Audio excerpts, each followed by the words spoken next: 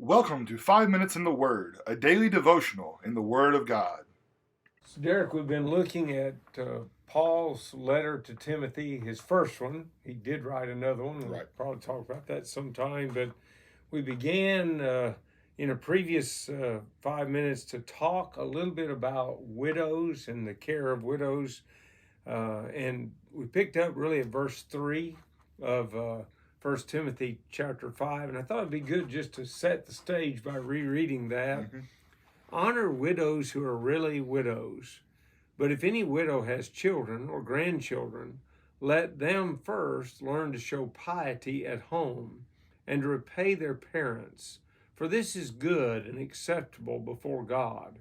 Now, she who is really a widow and left alone trusts in God and continues in supplications and prayers night and day.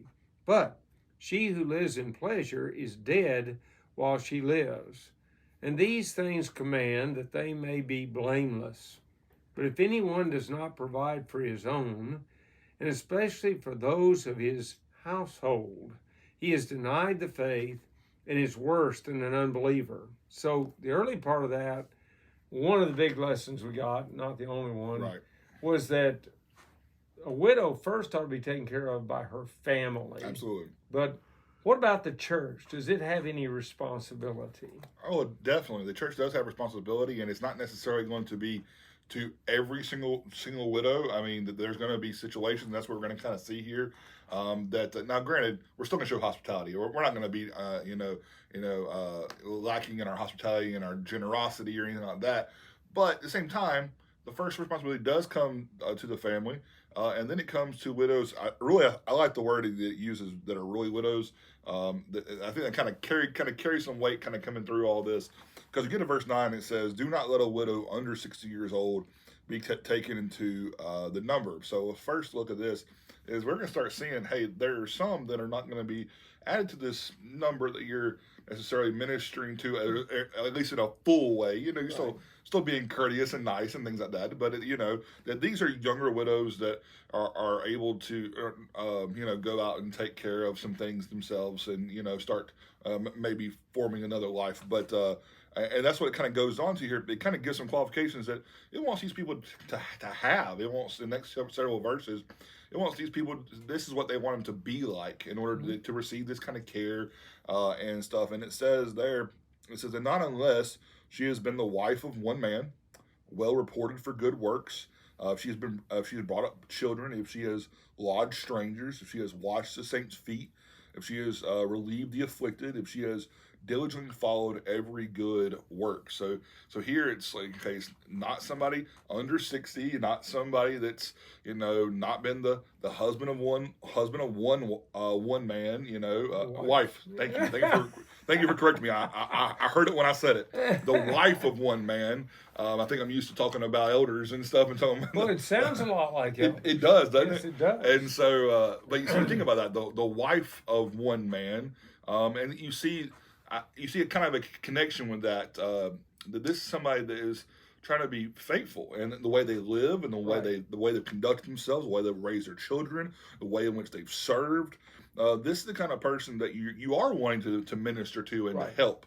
And then it goes on and picks up in verse 11, and it says, "But refuse the younger widows, for when they have begun to grow wanton against Christ, they desire to marry, having condemnation because they have cast off their first faith.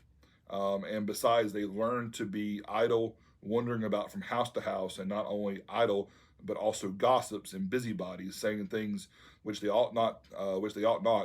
Therefore, I desire that younger widows marry, bear children, manage the house, give no opportunity to the adversary to speak reproachfully." So you see here that here it shows what younger widows can get into. I don't necessarily know that every young widow is going to get into this situation. Some are going to be far more humble, far more dedicated, but some widows are going to get off into things, especially being younger, where they let everything else around them distract them from serving God. They let this whole life, and they take up maybe gossip, or they take up things such as just being a busybody, being Right. someone that's in somebody else's business, and to the point of talking about it and sharing, causing grief and heartache and struggles within the brethren, within the community. And so these are just a few things that they talk about. I do want to see here, verse 15 and following, says, "For some have already turned aside after Satan. If any believing man or woman has widows, let them relieve them, and do not let the church be burdened, that it may relieve those who are really widows." And that's why I said that term "really widows" kind of really plays out through this whole context, because it wants you to take care of those people, especially those that are being faithful, that are older, that have no one else to take care of them, that that really need your help. But the ones that are younger and that are capable of working, capable of providing, they need to be working. They need to be providing, so that they not only they can provide, but also to keep themselves out of sin and have all the distractions of this world. Yeah. So the church makes sure that no Christian woman who has met these qualifications goes hungry, Right. Goes without proper clothing. Mm-hmm. She's cared for by her spiritual family. Absolutely.